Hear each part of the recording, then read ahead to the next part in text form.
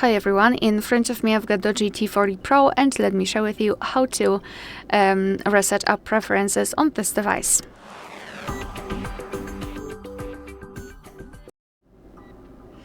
So let's start with opening the settings, and here in this left section we have to scroll and find apps. Then let's tap on see all 43 apps, of course 43 in my case, and then tap on the three dots icon in the right upper corner.